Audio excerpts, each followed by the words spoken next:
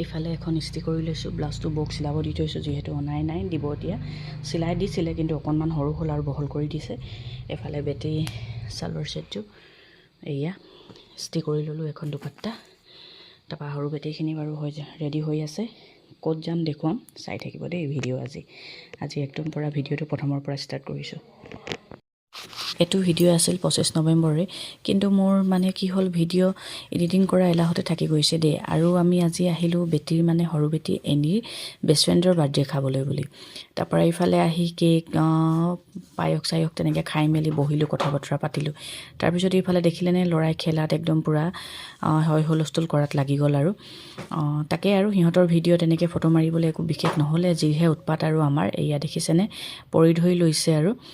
তাৰপৰা মই সিহঁতক চাব পাৰিছোঁহে আৰু আমাৰ সৰু বেটি এনেও অকণমান মানে উৎপতীয়া তাকে অকণমান ভিডিঅ' কৰি ৰাখিলোঁ ডাঙৰ হ'লে সিহঁতে চাব পাৰিব নহয় জানো তাৰপৰা এইফালে আকৌ আহিলে গাড়ী খেলিবলৈ গাড়ীৰ লগতে কাজিয়া একেবাৰে উৎপাত হুলস্থুল সিহঁতৰ